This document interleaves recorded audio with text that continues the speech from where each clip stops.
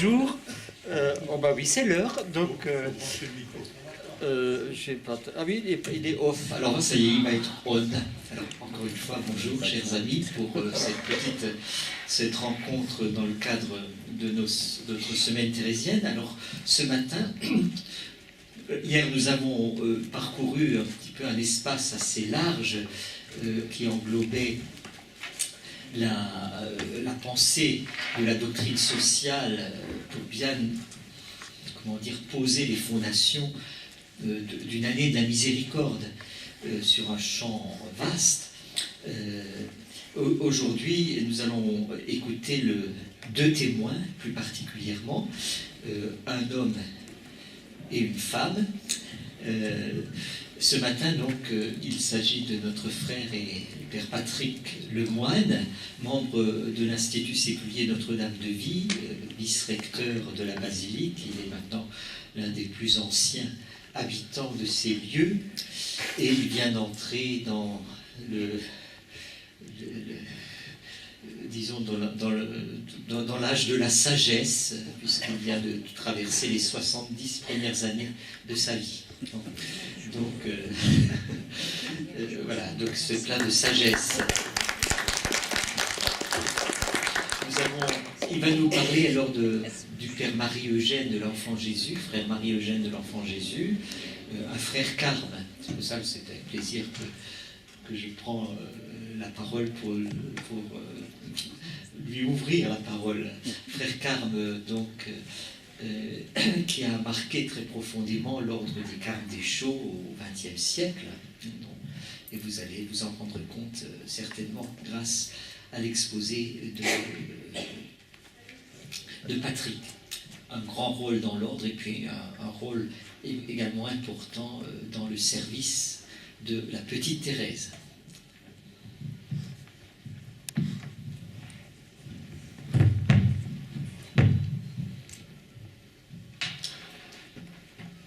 Bonjour à toutes et à tous. Avant d'entrer dans le sujet, eh bien, comme nous parlons dans ces jours de choses spirituelles, nous allons invoquer l'Esprit Saint qui était cher au cœur du Père Marie-Eugène. Il est vivant, l'esprit d'amour qui m'a saisi depuis longtemps. Ma sainteté sera de me livrer à son emprise, disait-il. Alors nous invoquons l'Esprit Saint dans le secret de nos cœurs.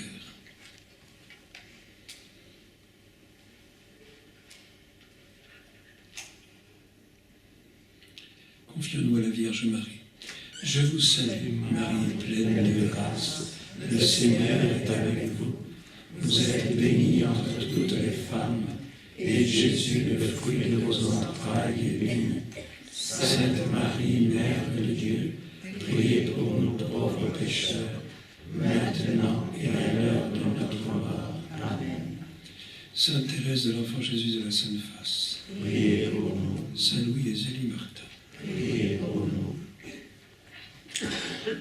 Parler du Père Marie-Eugène de l'Enfant Jésus en une heure, c'est une gageure. Parce qu'on a dit de lui qu'il avait eu 3 vies. Et donc, il faudrait beaucoup plus de temps pour approfondir la connaissance de celui qui va être béatifié le 19 novembre prochain. Pour mon propos, je partirai essentiellement de la biographie que lui a consacrée Monseigneur Guy Gaucher, la vie du Père Marie-Eugène de l'Enfant Jésus, avec sous-titre « Je veux voir Dieu », qui est le livre maître du Père Marie-Eugène. Ce livre est publié en coédition du Cerf et des éditions du Carmel. Père Marie-Eugène, dans le siècle, s'appelait Henri Rialou. Il est né en Aveyron, dans le petit village du Gard, qui est à une trentaine de kilomètres de Rodez, entre Rodez et Decazeville. Il est né le 2 décembre 1894. Quand il vient au monde, eh bien, Thérèse est encore de ce monde. Elle est au Carmel. Son papa est mort en août, et en juillet. C'est Zélie qui est morte en juillet, et Céline est entrée au Carmel en septembre. Henri est le troisième enfant de ses parents, Auguste Grialou et Marie Miral. Il est précédé de Marius et Angèle, et il sera suivi de Fernande et de Berthe. J'ajoute que la dernière à rester en vie, ce sera Fernande, qui viendra d'ailleurs se retirer dans la maison de retraite de Notre-Dame de Vie à la fin de ses jours. Henri est baptisé le 13 décembre 1894 dans l'église du Gap. En 1904, il perd son père. Auguste Grialou travaillait dans les mines de Versville et il a été victime d'une pneumonie. Et à ce moment-là, c'est Marie Miral, qui refusera d'ailleurs, bien qu'il y ait eu des partis qui voulaient l'épouser, elle ne se remariera pas, mais elle va travailler pour faire vivre ses 5 enfants. En 1905, Henri fait sa première communion. Quand il allait à l'école du Gard, il passait devant le presbytère et devant l'église, et il se disait: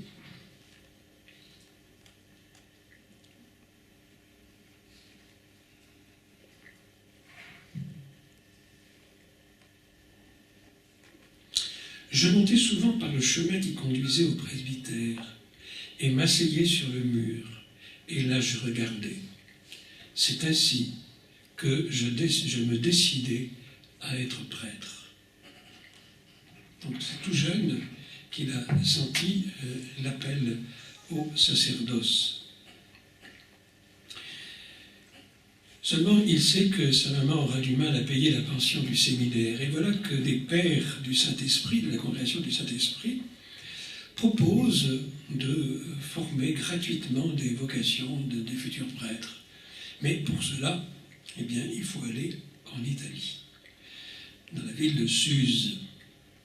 Et Henri va partir pour l'Italie. Il a 11 ans, il s'en va tout seul. Il va y rester 2 ans, où il sera confirmé le 30 juin 1907. Et puis, cette année-là, il revient en France, en 1907. Il revient à Langogne, dans un collège spiritain. Mais il faut savoir que les pères spiritains acceptaient de former des futurs prêtres dans le secret désir que ces futurs prêtres rentrent dans leur congrégation. Mais Henri ne se sent pas du tout appelé à rentrer dans cette congrégation des spiritains. Et donc il va revenir dans son village du Gap.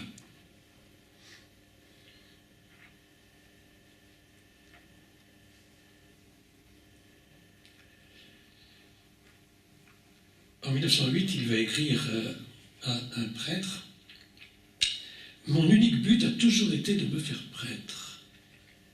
Lorsque mon pauvre père a été mort, j'ai dû renoncer à aller dans le diocèse, car ma mère n'avait pas les moyens de me faire étudier. Donc j'ai dû me résigner à saisir la première occasion pour étudier sans payer ni livre ni pension. Quand je suis venu ici, j'ai vu que je pouvais entrer dans le clergé diocésain. Maintenant, en plus, je pense à cela, en plus cela me plaît, et en plus il me répugne d'entrer dans la congrégation. » Donc il ne veut pas rentrer dans cette congrégation du Saint-Esprit, et il opte pour rester dans le diocèse de Rodez. Et donc en cette année 1908, il va rejoindre le petit séminaire de Grave, près de Villefranche-sur-Ouergue. C'est en cette année de 1908 qu'il découvre Sœur Thérèse de l'Enfant Jésus, carmélite de Lisieux, connue depuis 1898 grâce à l'histoire d'une âme. Pour Henri, c'est le début d'une longue amitié.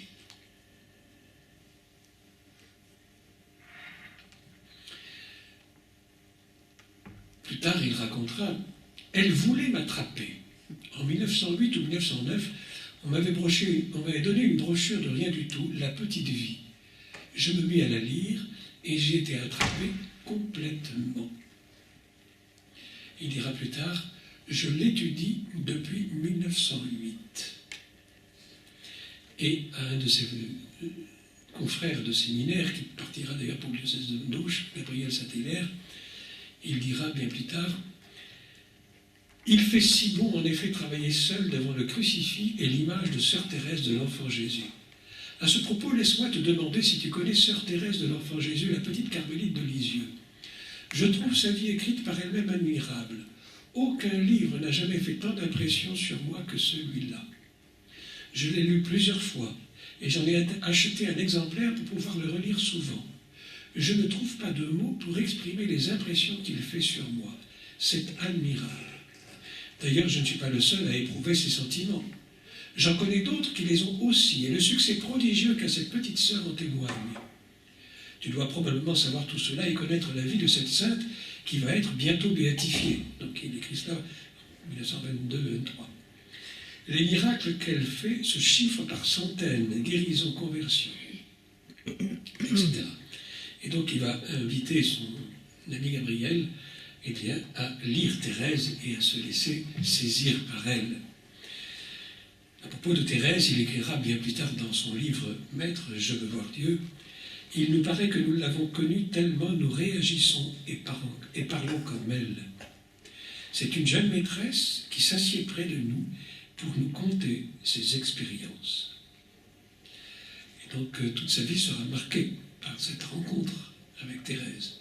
Et plus tard, lorsqu'il entrera au Carmel, et qu'il prendra le nom de Marie-Eugène à cause de la prière du Carmel de Rodez, qui lui a fait connaître le Carmel, et de l'Enfant Jésus à cause de Thérèse, où il dira à ce moment-là, nous sommes frères et sœurs complètement maintenant. On aura l'occasion de reparler de Thérèse. En 1911, il entre au grand séminaire de Rodez. En 1913, il va devancer l'appel pour le service militaire, parce qu'on faisait encore le service militaire à son époque. Jacques Chirac ne l'avait pas encore supprimé. Il est de la classe de 14, et il peut choisir, donc en devançant l'appel, il peut choisir le régiment où il va pouvoir aller. Et il choisit évidemment le 122e régiment d'infanterie de Rodez, parce qu'il est sur place, et ça lui permet de continuer de suivre les cours au séminaire. Mais il va y avoir la guerre de 14-18, et Henri va partir à la guerre. Il va connaître les affres de la guerre. Il fera l'expérience de la protection de Thérèse. Sœur Thérèse arrête les balles, dira-t-il.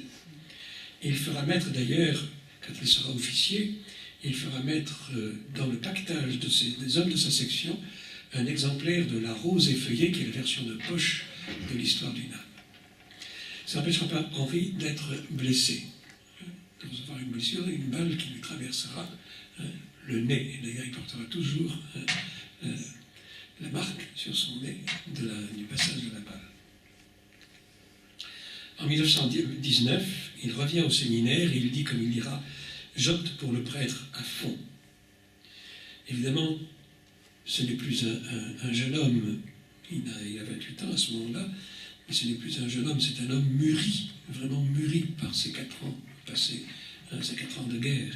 D'ailleurs, il suffit de voir les photos que l'on a, où Henri, avant la guerre, a l'air encore un peu d'un adolescent qui se cherche, tandis qu'après la guerre, on sent que c'est vraiment un homme qui a été mûri par ces expériences-là.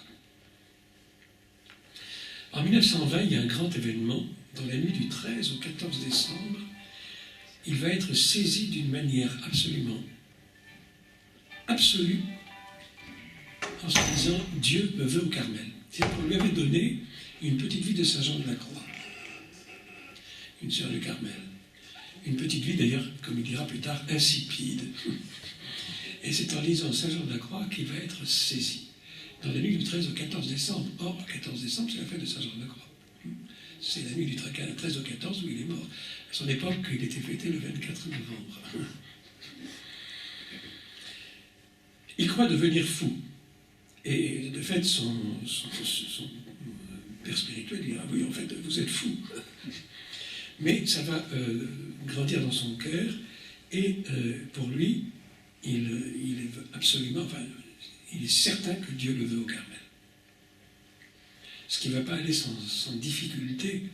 D'abord, son évêque voit en lui quand même un homme de qualité, il voudrait le garder dans le diocèse.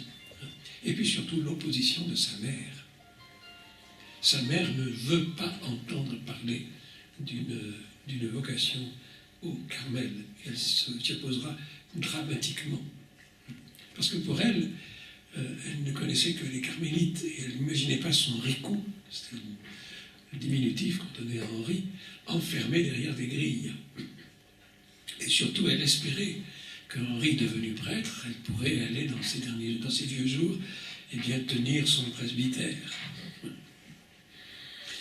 Le 4 février 1922, Henri est ordonné prêtre. Et le soir même de son ordination, il va faire monter vers le Seigneur une grande prière au nom de ses confrères avec lesquels il a été ordonné. Un extrait de cette prière magnifique. « Je suis prêtre, prêtre pour l'éternité. Ce matin, le pontife m'a imposé les mains, il a consacré mes mains, et vous êtes, ô Jésus, souverain prêtre. Vous m'avez pris et élevé jusqu'à vous. Vous m'avez identifié à vous-même en me donnant les pouvoirs de votre sacerdoce. Demain, je prononcerai la formule sacramentelle, et à ma voix, vous viendrez. Vous, je vous tiendrai dans mes mains, je vous donnerai Jésus. J'adore votre action mystérieuse, Jésus, souverain prêtre, vivant, identifié à ma personne, et devant les obscurités de ce mystère plus belle que toutes nos lumières, je vous offre d'avance la louange silencieuse de ce saisissement et de cette paix profonde. Vous voulez que je sois moi-même une hostie. Je m'offre à vous pour tout ce que vous voudrez, pour la paix, la joie, comme pour l'obscurité et la souffrance. Et un peu plus loin, et vous, ô Marie, je vous dois tout, puisque c'est vous qui m'avez conduit et fait ce que je suis. Je vous donnerai donc tout spécialement mon cœur avec la joie dont il est rempli. Contemplez votre œuvre. Mon bonheur suffit aujourd'hui à votre bonheur, puisque vous êtes ma mère et que prêtre, je veux plus que jamais rester votre enfant. Le lendemain, il va célébrer sa première messe, mais sa mère n'est pas là. Elle est venue à l'ordination, et Henri avait demandé au Seigneur que sa maman, qui est toujours remontée contre lui à cause de sa vocation carmélitaine, dont il a fait part, et le lendemain, le 5 février, elle ne sera pas là à l'ordination, parce qu'elle va trouver l'évêque et le supplier de faire en sorte que Henri reste dans le diocèse. Mais l'évêque lui dira, que voulez-vous, madame? Il m'échappe à moi comme un fou.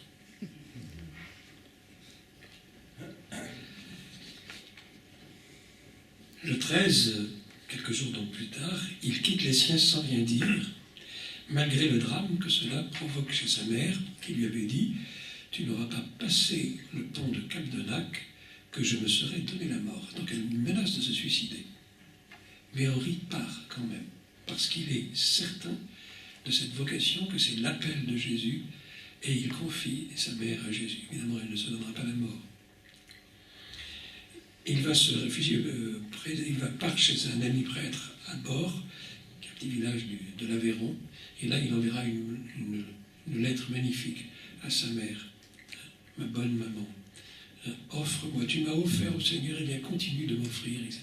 Une lettre absolument magnifique, qui serait trop longue à lire maintenant.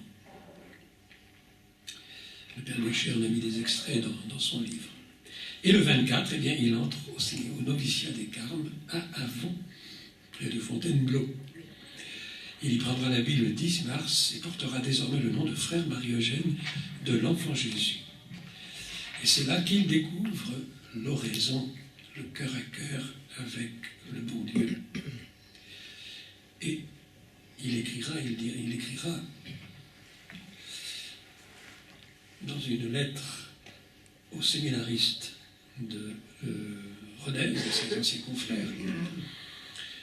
Je vous assure que plus je vais, plus les conditions générales de cette vie me plaisent, la vie carmélitaine. L'oraison en est l'âme. L'oraison est en quelque sorte le soleil et le centre de toutes les occupations de la journée. On a l'impression chaque soir qu'on n'a guère fait que cela d'important. Ce n'est pas qu'elle ne comporte pas des distractions très nombreuses, souvent presque continuelles, des sécheresses douloureuses, car tant qu'on se porte soi-même, on trouve ses ennuis, mais on se fait, semble-t-il, une âme d'oraison.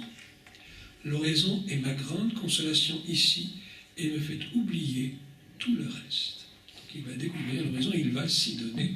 Et Père Marie-Eugène, qui sera ô combien un homme d'action, sera aussi un homme d'oraison.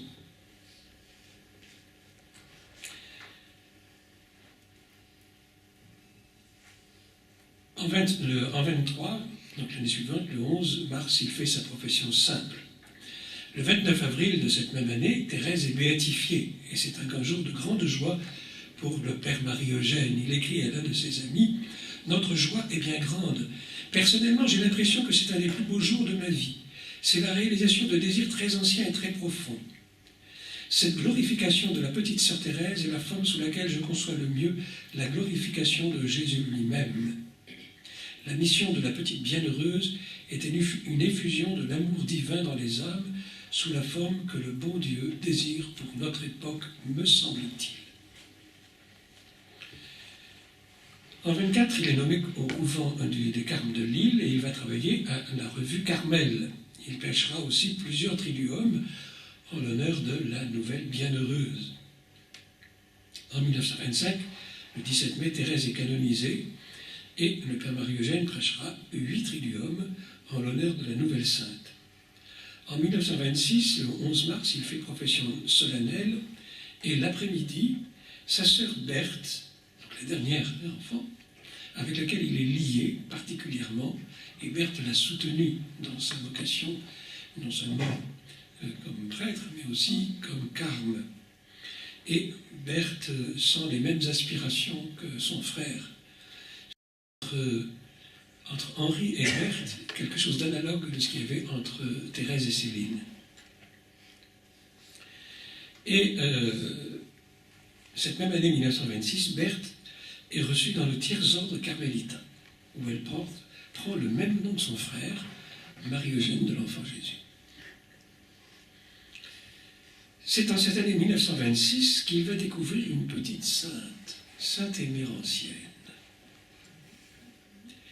Émérantienne était la sœur de lait de Sainte Agnès. Et lorsque Agnès, elle était la fille d'une esclave, et lorsque Agnès est martyrisée, Agnès va être enterrée sur la Via Nomentana, où s'élève aujourd'hui la basilique Sainte-Agnès hors les murs. Agnès va être enterrée là parce que c'était une propriété de la famille d'Agnès. Et Émérantienne ira tous les jours prier sur la tombe de sa petite maîtresse. Et les paganus, c'est-à-dire les paysans, littéralement les païens, eh bien, comprenant que c'est une petite chrétienne, vont la lapider sur le tombeau d'Agnès. Et Émérantienne, qui probablement n'était pas baptisée, elle n'était qu'une petite esclave, un petit rien, Émérantienne va être baptisée dans son sang. Ces restes et ces reliques sont à la crypte de la basilique Sainte-Agnès hors les murs, dans le même reliquaire qu'Agnès, Agnès et Émérantienne. Et donc, le Père Marie-Eugène s'était aperçu depuis plusieurs années que le 23 janvier, il recevait un petit cadeau du ciel. Alors, un jour, il a voulu en avoir le cœur net. Il est allé regarder dans le martyrologe. Il a vu que le 23 janvier, c'était d'abord les épousailles de la Sainte Vierge, avec Saint Joseph. Il a dit, c'est pas ça. Ensuite, il a vu que c'était Saint Raymond de Peñafort. Il dit, non, un homme n'agirait pas de cette manière-là. Et puis, il a vu Sainte Émérantienne. Il a dit, c'est elle. Plus tard, quand il ira à Rome et qu'il ira prier près du tombeau d'Émérantienne, Agnès, à Sainte-Agnès hors les murs, sur la Via Nomentana, eh bien, il se sentira comme fêté intérieurement par Sainte Émérantienne. Le Carmel de Pontoise va lui donner une relique de la Sainte Martyre qu'il gardera toujours avec lui. Et plus tard, il donnera Émérantienne en modèle aux membres de l'Institut Notre-Dame de Vie, comme le serviteur effacé et fidèle, héroïquement fidèle. Et on verra que Notre-Dame de Vie est par rapport à l'ordre, comme Émérantienne par rapport à Agnès. mais on n'est pas encore à la fondation de Notre-Dame de Vie.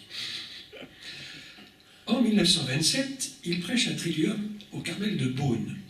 Les carmélites cherchaient un père pour prêcher un triduum en l'honneur de Thérèse. C'est le Carmel de l'Enfant Jésus. Et il se trouve qu'elle voit qu'il y a un père qui s'appelle Père Marie-Eugène de l'Enfant Jésus. Bon, elle trouve que c'est bien. Je rappelle que le Carmel de Beaune, au XVIIe siècle, Sainte Marguerite du Saint-Sacrement avait des colloques avec l'Enfant Jésus, et que l'Enfant Jésus était particulièrement prié et célébré au Carmel de Beaune. J'ai prêché une retraite d'ailleurs au Carmel de Beaune, un an avant qu'il ferme. J'allais sur les traces du Père Marie-Eugène. Donc en 1927, il prêche ce triduum. Et à la fin du triduum, la prieure le fait demander au parloir et lui dit simplement ceci: mon père, il y a 300 ans que nous attendions cela. Que nous attendions qu'un père. Parce qu'il faut savoir que le Carmel français est venu au XVIe siècle. Frère Carme pourrait le dire plus facilement que moi, et mieux que moi, sont venus s'installer en 1604 en France, grâce à Bérulle et à Marie Acari. À Madame Acari, Barbara Acari, Madame Acari. Eh bien, Bérulle ne voulait pas que les Carmes soient les Carmélites soient sous la coupe des Carmes. Et donc, il est arrivé au Père Marie-Eugène, lorsqu'il sera visiteur des Carmels de France, eh bien, d'imposer sa signature sous celle de Bérulle, qui veut dire qu'il n'y avait aucun visiteur depuis le Carmel depuis le début du XVIIe siècle. En 1928, il est nommé au Petit Castellet à Tarascon. C'est un juvénat, c'est-à-dire une petite école où on accueille des enfants pour leur donner la vocation de carme. Le Père Marie-Eugène n'a jamais cru à cela. Il ne croyait pas que c'était comme ça qu'on devenait carme.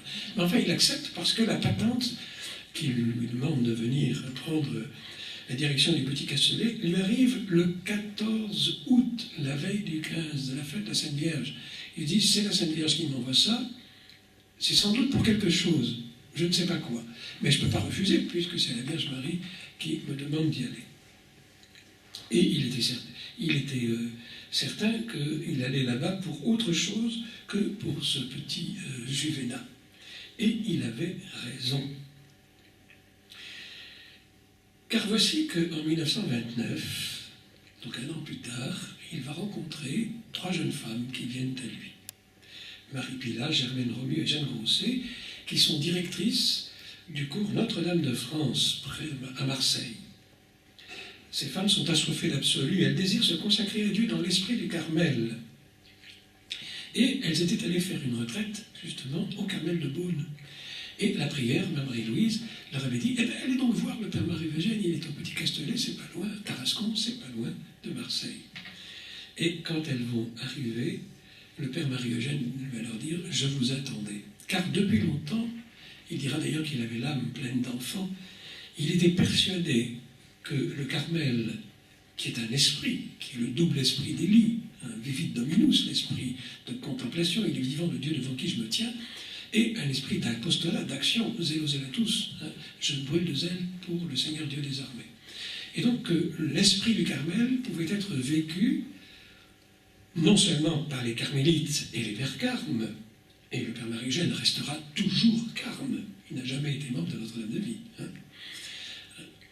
Tout ce qui touche à l'ordre me tient personnellement, dira-t-il un jour.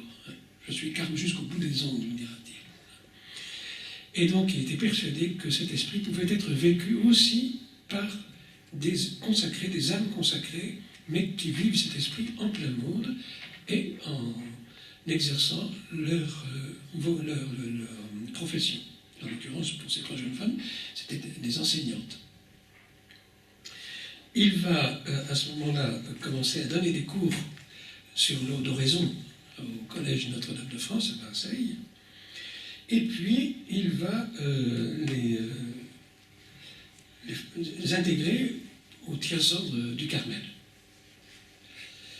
Et voilà qu'en 1931, on va lui offrir une propriété. Il s'agit de Notre-Dame de Vie, qui se trouve à Venasque, dans le Vaucluse. Venasque, qui est un tout petit village perché sur un rocher, mais qui a donné son nom au comtat comtat venessin. Ça vient de Venasque. Venasque est à 10 km de Carpentras, et Venasque a été, dans les temps anciens, dans les premiers siècles de la chrétienté en France, en Gaule, il a été ville épiscopale aussi. Plus probablement, Carpentras et Venasque étaient villes épiscopales, mais dans les temps troublés, Carpentras était dans la plaine, l'évêque allait se réfugier à Venasque, qui était citadelle imprenable à ce moment-là. Et Venasque a été une ville gallo-romaine aussi assez importante, puisqu'elle comportait des thermes, elle avait même un théâtre, etc. Donc ça a été une ville beaucoup plus importante qu'elle ne l'est maintenant. Et donc on lui offre cette propriété. Il n'en veut pas. C'est une tertiaire du Carmel qu'il avait achetée pour sa petite fille qui était tuberculose, et on lui avait conseillé d'aller se reposer dans le sud de la France. Et quand elle a eu Notre-Dame de Vie, c'est le mot vie qui avait fait tilt, elle avait acheté la propriété. À la mort de sa petite fille, le 27 mars 1931, elle veut offrir ça pour une œuvre du Carmel, puisqu'elle était même tertiaire du Carmel, Madame le maire. Mais le père Marie-Eugène n'en veut pas. Mais en 1932, voilà qu'il est nommé prieur au couvent d'Agen, à l'Ermitage. Alors, il se souvient, et le petit groupe prend naissance, il sent qu'il faut faire quelque chose, et qu'il faut quelque chose, et qu'il faut que ce petit groupe puisse faire l'expérience aussi de la solitude, du désert. Parce que le Carmel est d'abord un désert, où on apprend à entrer dans cette intimité du Seigneur. Et alors, il va revenir à Notre-Dame de Vie, et Madame le maire va lui dire, « Mon père, j'étais en train de faire une neuvaine, vous arrivez, vous êtes propriétaire. » Et il va être saisi. Le père Marie-Eugène, il vient avec Marie Pilat, et il va être saisi quand il entre dans la chapelle, qui est du XVIIe siècle, parce que la Vierge Marie, c'est un lieu marial, depuis le VIe siècle. Et ce titre de Notre-Dame de Vie, il lui est venu que dans les temps les plus reculés, il y a eu plusieurs résurrections d'enfants morts sans baptême en priant la Vierge pour qu'ils puissent être baptisés. Et donc, ça veut dire Notre-Dame, elle a pris le titre de Notre-Dame de Vie. Et donc, c'est vraiment un lieu marial. Et c'est là qu'il va accepter, qu'il va demander à Monseigneur du Lobette, qui est l'évêque d'Avignon, l'archevêque d'Avignon, de bénir la fondation. L'archevêque dira, « Mon père, c'est entendu, je suis le fondateur, et vous me rendrez compte de ce qui se passe ici. » Et puis il dira, s'il pleuvait ce jour-là, parole historique et prophétique, « Il pleut, ça germera ». On lui rappellera plus tard qu'il avait dit cette parole, mais il ne s'en souvenait pas du tout. Et donc, le père Marie-Eugène va y installer le petit groupe qui deviendra l'Institut Notre-Dame de Vie. Il va, tout en s'occupant des affaires de l'ordre, il reviendra comme il pourra à Notre-Dame de Vie pour prêcher les retraites aux premiers membres, parce que d'ici là, depuis, il y a plusieurs membres qui se sont intégrés, des femmes, ce sont les femmes qui ont commencé, qui se sont intégrées au groupe. En 1936, il part au couvent de Monte-Carlo, où il ne va pas rester longtemps, et en 1937, il est élu troisième définiteur général de l'ordre. Et donc, il va partir à Rome. Il dira à propos de l'Institut, c'est un enterrement de première classe, parce que je ne vais pas pouvoir m'en occuper. Et arrivé à Rome, il va demander au général, qu'est-ce que je fais? Voilà, il y a un petit groupe qui s'est fait, que j'ai constitué là-bas en France, à Venasque. Le général va lui dire, donnez-moi 3 jours de réflexion. Et au bout de 3 jours, le père général va lui dire, mon père, c'est une œuvre divine. Non seulement je vous permets de vous en occuper, mais je vous en donne l'ordre. Mais tout en continuant à vous occuper des affaires du Carmel, bien évidemment. Et donc, ça va conforter le père Marie-Eugène. Et plus tard, pour lui, il sera persuadé que ce n'est pas lui le fondateur de Notre-Dame de Vie, mais c'est la Vierge Marie. C'est Notre-Dame de Vie. Et en 1962, lorsque Rome reconnaîtra l'Institut de droit pontifical, dans le Decretum Laudis, le décret de louange, il y aura cette mention que c'est vraiment la Vierge Marie, sous le vocable de Notre-Dame de Vie, qui est la fondatrice de l'Institut. L'Institut est carmélitain, puisque le Père Marie-Eugène avait dit aux premières, je vous donnerai le Carmel et rien que le Carmel. Et que le Carmel est marial, est tout marial. Et donc, la rencontre avec Notre-Dame de Vie, qui est Notre-Dame aussi, Notre-Dame du Mont-Carmel. D'ailleurs, dans la prière de consécration que nous faisons après la profession à Notre-Dame de Vie, où nous lui demandons de nous permettre de la servir en enfant du Carmel, qu'il y soit tout dévoué. De toute façon, quel que soit le vocable sous lequel on invoque la Sainte Vierge, il n'y en a qu'une.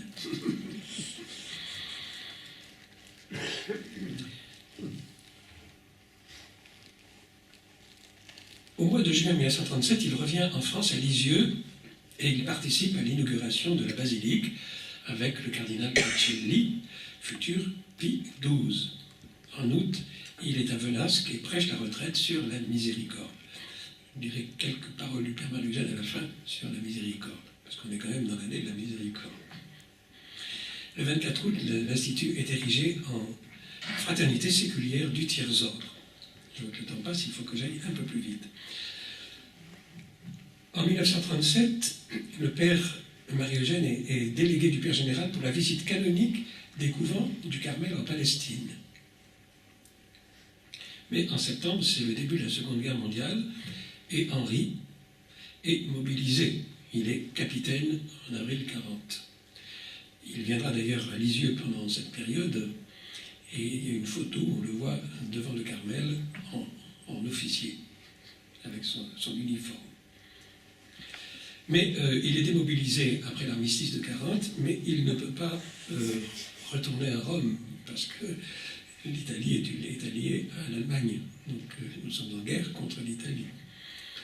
Et donc il va rester en France, et il va visiter les Carmels et prêcher des retraites, et évidemment continuer à s'occuper de Notre-Dame de Vie.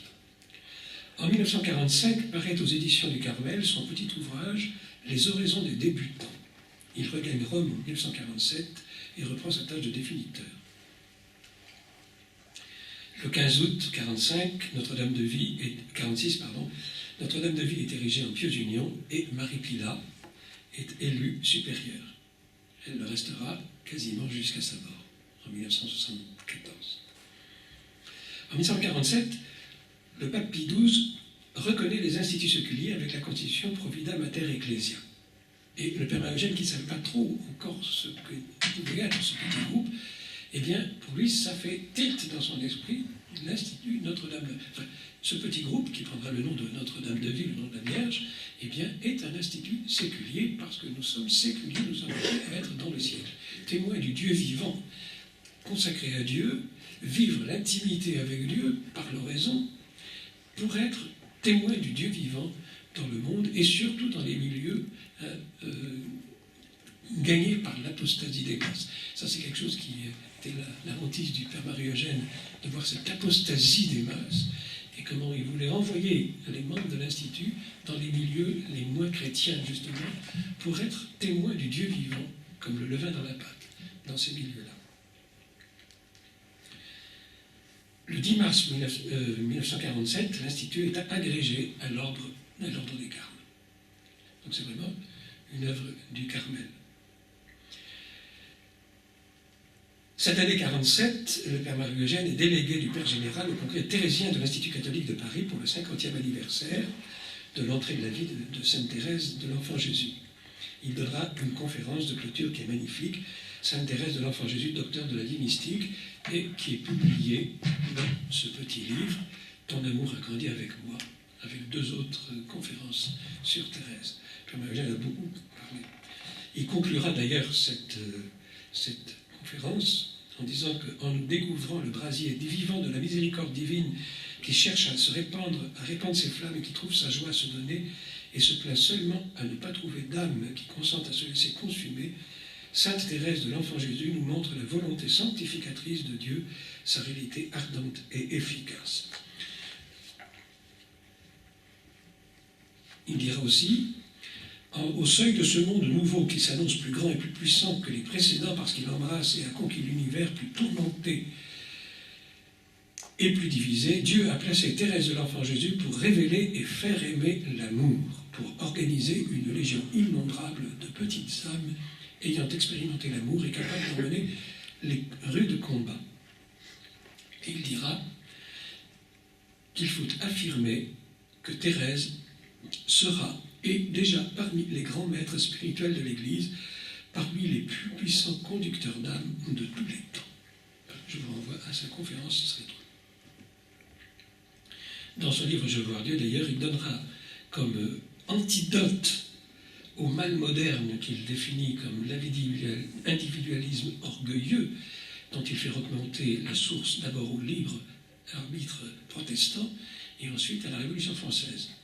Évidemment, ce n'est pas à dire dans des assemblées écuméniques ni dans des rencontres républicaines. Mais il dira que ce mal moderne, l'antidote, c'est la petite voix de Thérèse. Je vous renvoie, je veux voir Dieu.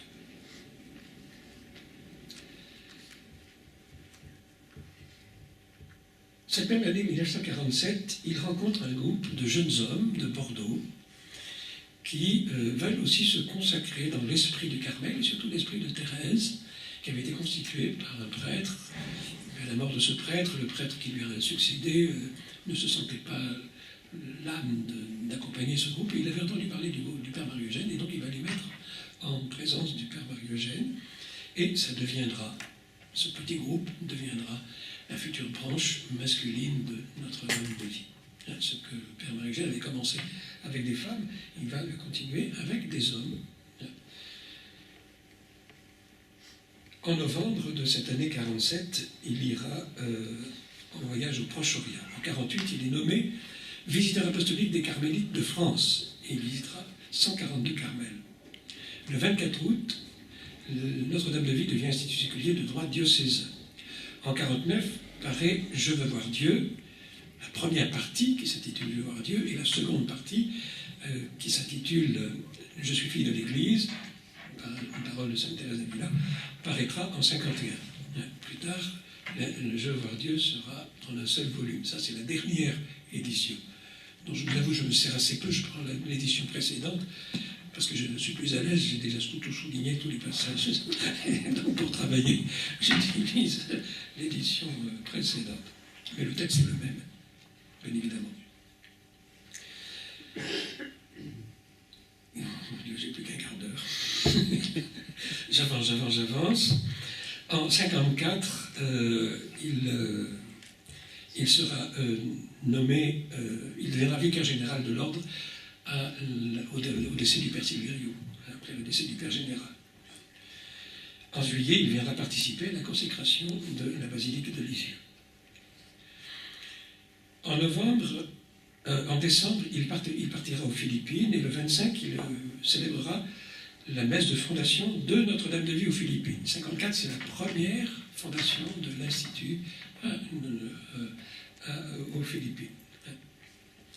Puis, en l'année 55, il ira en Indochine, etc. Donc, il reviendra à Rome pour la bénédiction du Collège international du Theresianum, dont il a été aussi l'instigateur.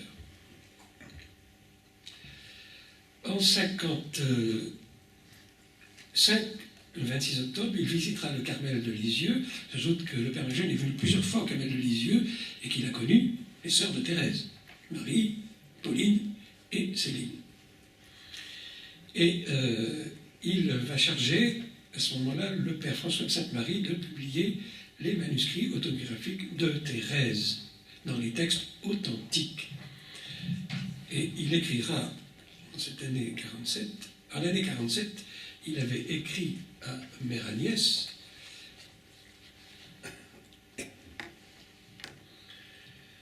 Il était normal et prudent que dans les premières éditions, les manuscrits de Sainte Thérèse de l'Enfant Jésus fussent présentés avec une certaine discrétion. » Manière de dire comment Pauline avait arrangé les textes de sa sœur. Qui fit accepter ce que sa pensée avait d'audacieux et d'original, et ce que son expression avait de trop ferme et peut-être de trop simple pour les goûts et les tendances qui sévissaient dans ce temps-là. Mais ces temps sont heureusement révolus. L'Église a parlé, la sainteté et la mission doctrinale de Sainte Thérèse de l'Enfant Jésus sont connues universellement. Il résulte de ce fait qu'elle appartient désormais à l'Église et à l'histoire. Pour approfondir progressivement la doctrine et l'âme de la petite sainte, formule par laquelle le Père Marie-Eugène appelée affectueusement Thérèse, les documents et textes qui nous sont fournis si gracieusement ne nous suffisent pas. Les textes originaux peuvent seuls permettre de découvrir le mouvement de la pensée, le rythme en quelque sorte de la vie et toute la lumière des formules ordinaires si précises et si fermes. Et en 1956 paraîtra le texte original de l'histoire du nain. En 1956, cette même année, le 24 février, le père Marie-Eugène Lisieux célébrera, prononcera le sermon pour les 60 ans de profession de sœur Geneviève de Sainte-Thérèse, c'est-à-dire de Céline.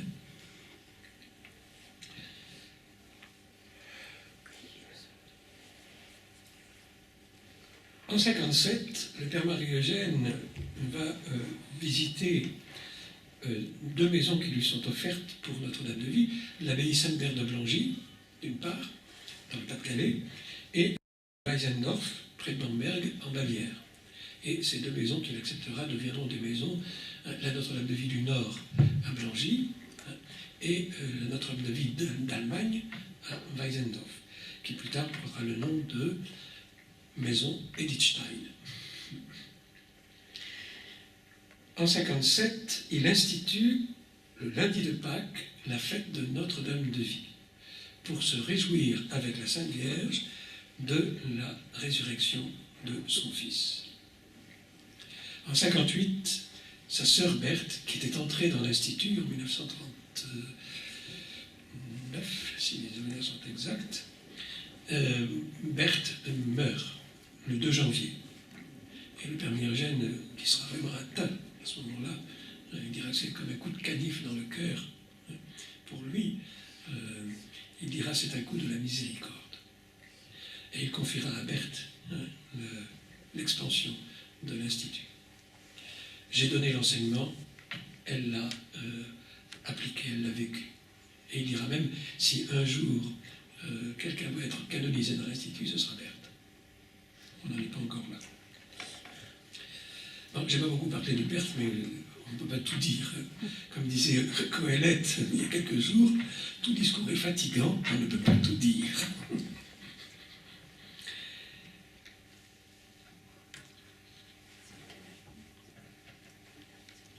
En 1959, il est malade et il doit se reposer un moment. Donc il vient se reposer à Notre-Dame de Vie. Et il a la joie à ce moment-là de voir arriver le premier prêtre, un prêtre diocésain qui viendra dire, Père Marie-Eugène, mais ce que vous faites avec les femmes et avec les hommes, vous pourriez le faire avec les prêtres aussi. Parce que nous pouvons, nous aussi, dans le ministère sacerdotal de nos paroisses, vivre l'esprit du Carmel.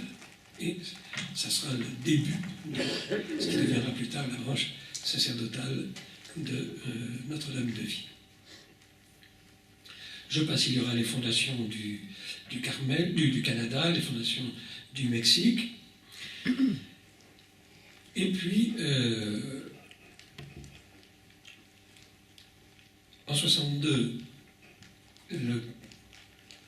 l'Institut sera reconnu de droit pontifical. La signature, ça n'arrivera que le 2 octobre à Velas, mais le décret sera signé du 24 août 1962, c'est-à-dire 400 ans jour pour jour après la fondation du Carmel Saint-Joseph à Avire. Et pour le père Marie-Eugène, c'est le signe que la Madré reconnaît l'Institut comme un fleuron de sa descendance. En 1963, il est élu provincial des Carmes de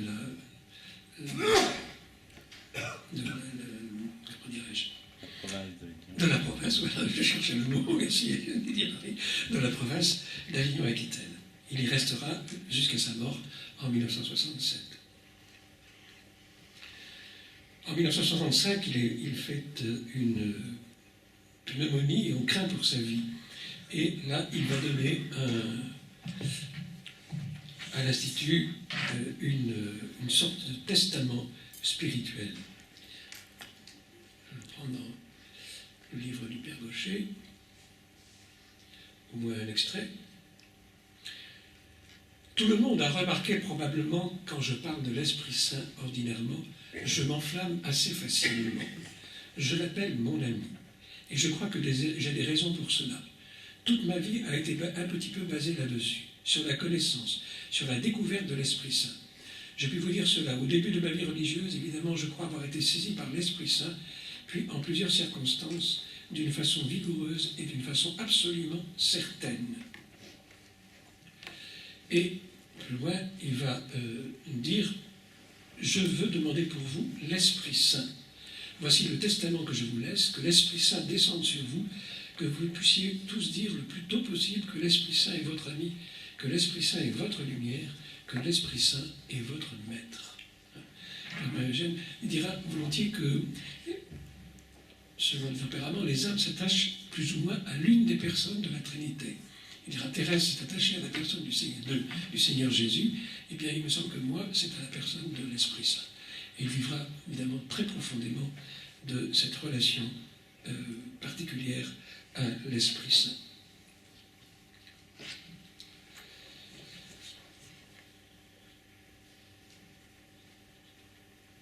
En 1966, il assiste à une réunion des fédérations carmélites, et puis il est réélu provincial, et en juillet, il assiste à la réunion des moniales de France.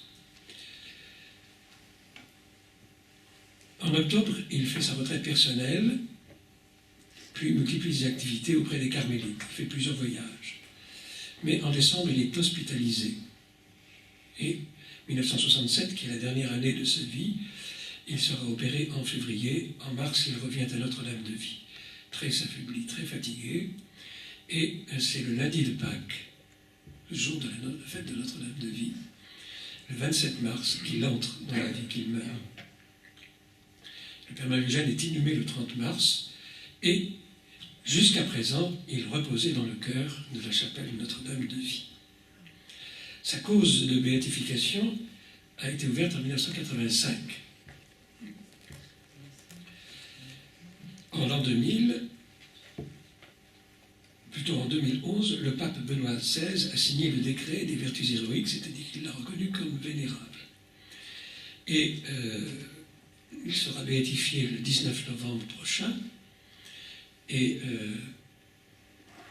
l'année dernière, non plutôt exactement cette année, c'est au mois de mars ou d'avril, je ne me souviens plus exactement, c'est mars, hein, au mois de mars, eh bien on a fait la reconnaissance de ses restes, et donc il n'est plus dans le cœur de Notre-Dame-de-Vie, mais il va revenir dans la chapelle après sa béatification, mais dans un reliquaire.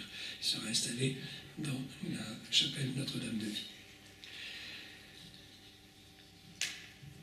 Je voudrais conclure avec quelques mots sur la miséricorde, parce que finalement le Père Marie-Eugène a aussi parlé abondamment de la miséricorde.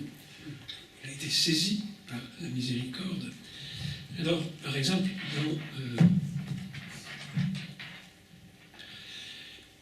dans une des conférences qui est dans ce petit livre, il me dira, en concluant sur Thérèse, Dieu est amour, Dieu est miséricorde. Or, qu'est-ce que la miséricorde?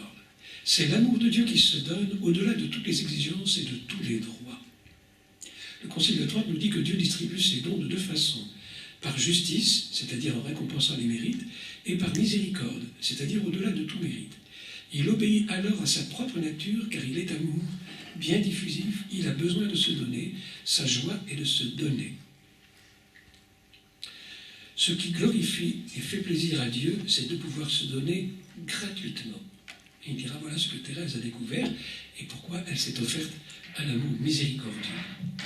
Dans ce livre qui s'appelle La joie de la miséricorde, qui est un ensemble de textes qui a été compilé par Yvette Péricot, qui est membre de la branche féminine de Notre-Dame-de-Vie, eh bien, encore un petit texte sur la miséricorde. D'abord, pour lui, l'incarnation, c'est un mouvement de la miséricorde. Entraîné, poussé par son amour, par sa puissance d'expansion, Dieu va faire un geste de folie. Son amour devient fou. Il franchit les barrières raisonnables, les barrières que lui dresse la justice. Il va obéir à une loi qui nous apparaît nouvelle, celle de la miséricorde. Il va se laisser attirer par le péché, par la déficience. Il avait demandé la fidélité, il va aller vers le péché. il va projeter son Verbe dans cette humanité pécheresse. C'est donc ici, comme la génération divine éternelle de Dieu qui descend sur la terre jusque dans la créature. Les deux mondes, en quelque sorte, Dieu lui-même et la créature, étaient restés séparés, et voici qu'ils s'unissent dans l'incarnation, dans l'homme-Dieu. Il rejoint Saint Paul, quand Saint Paul dit que Dieu a fait de son Fils, Dieu l'a fait pécher pour nous. Père Marie-Eugène dira de Jésus, surtout au moment quand il commentera la semaine sainte, Jésus à Gethsémani, l'agonie de Jésus à Gethsémani, vous êtes le grand pécheur, dira-t-il au Seigneur. Cette loi de la miséricorde, écrit-il, loi de Dieu découverte par le péché, va trouver dans le péché des capacités nouvelles de recevoir. Dieu va faire pour ce péché des choses plus grandes que celles qu'il avait fait précédemment. Et justement pour lui, cette miséricorde, c'est le don de Dieu. Cette miséricorde lui permet de s'épancher au-delà de toutes les mesures, de toutes les exigences, et son bonheur est à la mesure de la diffusion du bien qui est en lui, de l'amour qu'il donne. Comme un leitmotiv plusieurs fois dans ses écrits, il dira « Dieu, amour, a besoin de se donner ». Pour un peu anthropomorphique, mais comme si Dieu avait des besoins, mais pour montrer que l'essentiel de Dieu, c'est de se donner. Quelle n'est pas la joie de Dieu, dira-t-il, lorsqu'il trouve une âme qui s'ouvre à sa miséricorde infinie.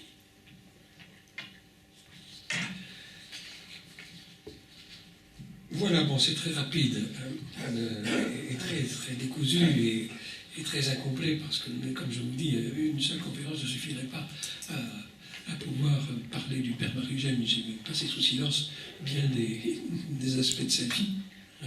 Mais il faut savoir que bon, Notre-Dame de Vie et le Père Marie-Eugène sont liés. Il est lié à Notre-Dame de Vie. Alors, pour mieux le connaître, d'abord, je vous recommande le livre du Père Gaucher.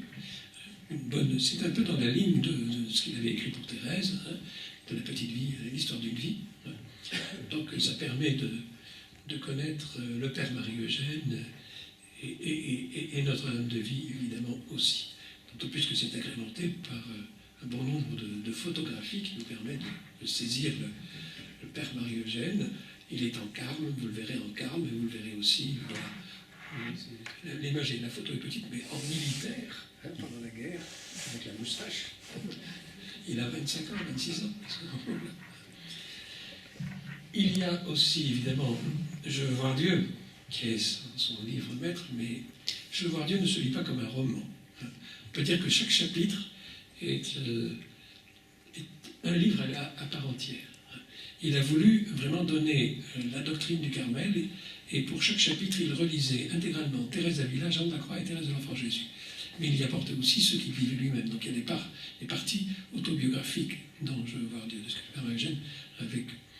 Il recommandait de commencer par la fin, le Christ, dans le Christ total. Ce qui dit, il faut d'abord, quand on part quelque part, il faut voir où on veut aller. Après, on regarde le chemin. C'est comme pour Saint Jean de la Croix. Il disait, ne commencez pas par la montée du Carmel, commencez par la vive flamme ou par le cantique. Parce que si vous commencez par la montée du Carmel, vous allez fermer le livre. Et je dis que pour la petite Thérèse, c'est un peu pareil. Pour l'histoire d'une âme, il ne faut pas commencer par le manuscrit A, il faut commencer par le manuscrit B, parce que c'est le résumé de sa doctrine.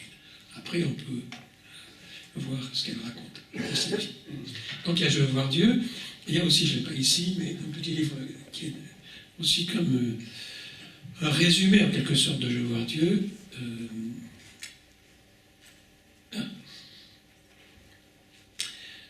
Prière et contemplation, apostolat et contemplation, que vous trouverez, qui est publié aux éditions du Carmel, Notre-Dame de Vie, en coédition. Vous avez le livre sur Thérèse, alors, la joie de la miséricorde. Il y a aussi un livre qui s'appelle, je ne sais pas s'il est toujours édité, Père d'une multitude, ce qui est un ensemble de lettres du Père Marie-Eugène.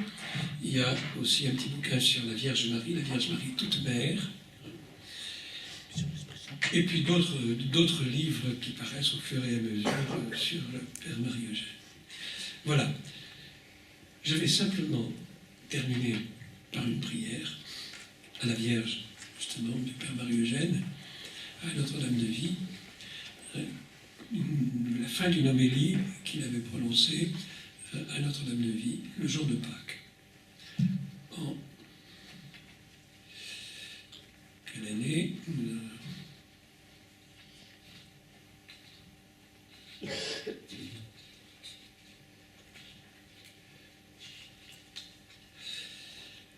En 1961, alors, il regarde la vie qui jaillit du Christ, Jésus ressuscité, et il demande à la Sainte Vierge, cette vie nous la voulons, vous en êtes la distributrice, vous en êtes la mère, vous en êtes la médiatrice, répandez-la, ô Vierge Marie, sur nos âmes.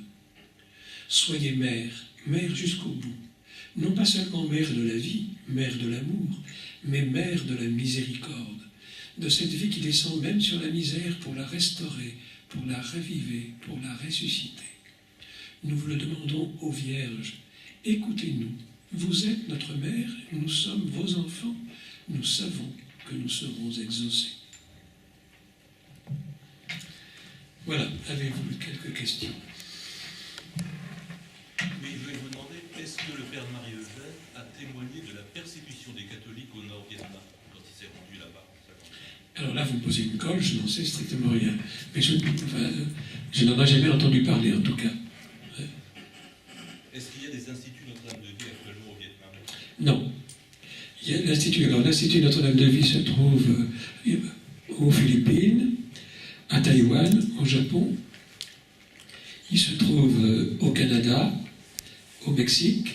Il y a des membres aux États-Unis et des membres au Brésil aussi, et en Argentine.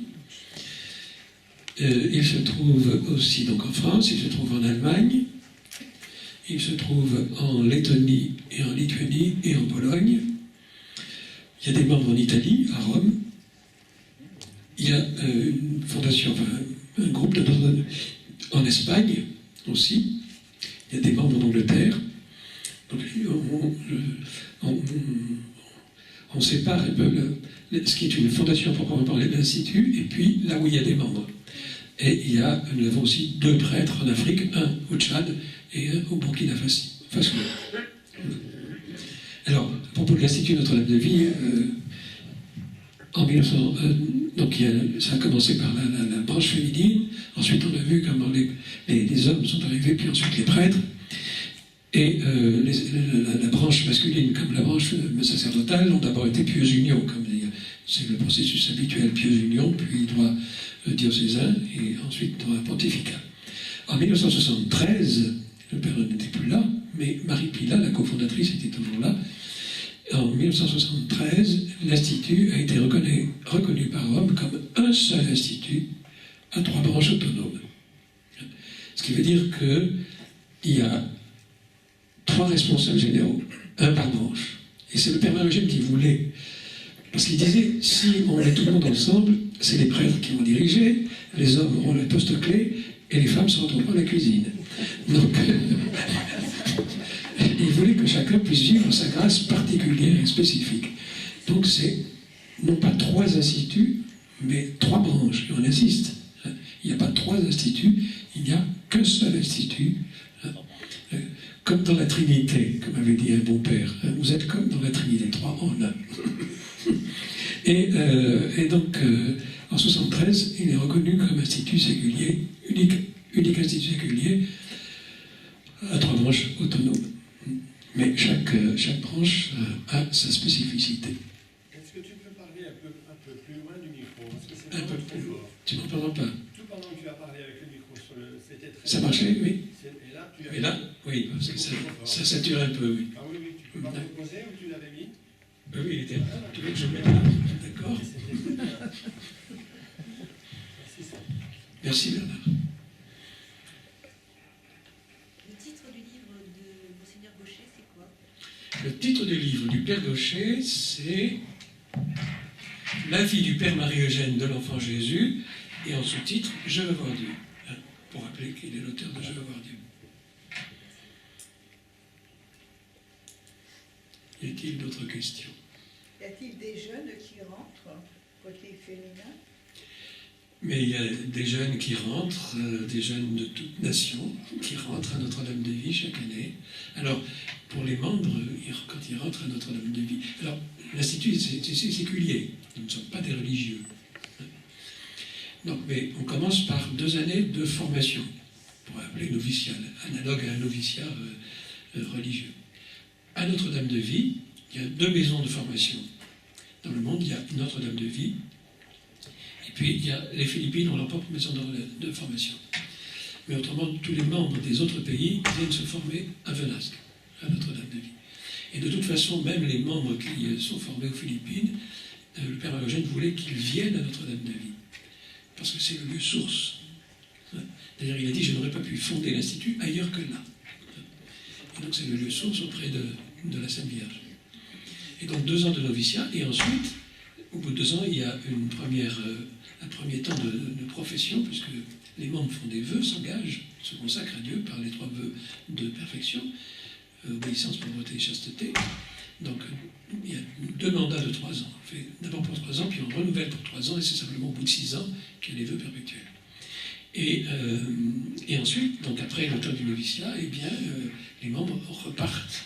Alors pour les plus jeunes, il y a des temps de formation pour acquérir une profession, pour les laïcs. Pour les futurs prêtres, ils partent dans leur séminaire. Alors, pour les prêtres, je reviendrai pour les prêtres après, parce qu'il y a une petite particularité.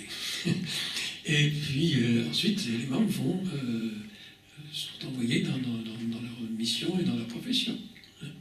Et ils vivent, non pas en communauté, parce qu'encore une fois, nous ne sommes pas religieux, mais ils vivent chacun chez eux. Alors il peut arriver que des membres partagent la même maison, mais comme des sœurs pour les filles, comme des frères pour les hommes. Mais chacun a il n'y a pas de vie régulière, c'est-à-dire lever à telle heure, la messe à telle heure, le temps d'oraison à telle heure, etc. Chacun organise sa vie en fonction de la profession qu'il a, et de son métier. Parce que là, encore une fois, ce ne sont pas des religieux. Pour les prêtres sont des prêtres diocésains. Et le Père Marie-Eugène voulait des prêtres diocésains. Mais en 1975, Rome a permis à l'Institut d'avoir un petit groupe de prêtres incardinés, c'est-à-dire rattachés uniquement à l'Institut, pour être à la disposition du responsable pour les demandes et les besoins. D'abord pour les besoins de l'Institut, puis pour les demandes qu'on pourrait lui faire. C'est comme ça que je me suis retrouvé, parce que l'histoire a fait comme ça. J'ai été le premier ordonné à Notre-Dame de Vie et le premier incardiné à Notre-Dame de Vie.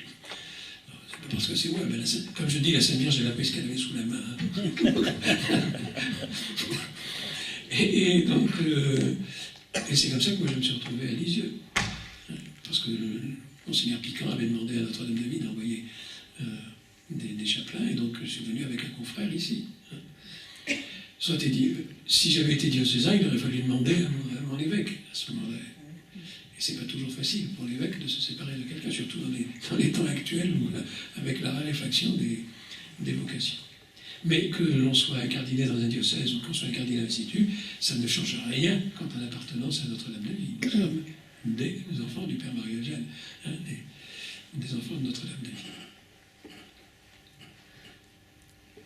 Dans les ouvrages que vous avez là, au souffle de l'esprit, vous le...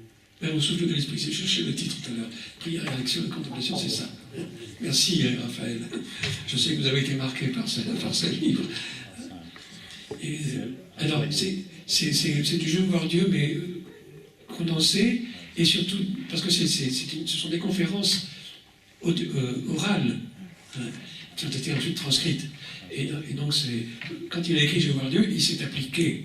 Et comme il aimait beaucoup le style de Flaubert, il essayait de faire mais c'est un peu difficile à rentrer. Tandis que tous les autres petits bouquins, qui sont comme le livre sur Thérèse ou la Vierge Marie, c'est soit des homélies, soit des conférences orales. Donc ensuite, ça a été transcrit. C'est pas toujours facile. Parce que quelquefois, le Père Marie-Eugène commence une phrase et puis il ne termine pas. Et quand il ne trouve pas son mot, il dit chose. Parce que à Notre-Dame de Vie, dans notre formation, nous avons la grâce, si j'ose dire, de pouvoir l'entendre. Moi, j'ai eu la grâce de connaître le Père Marie-Eugène.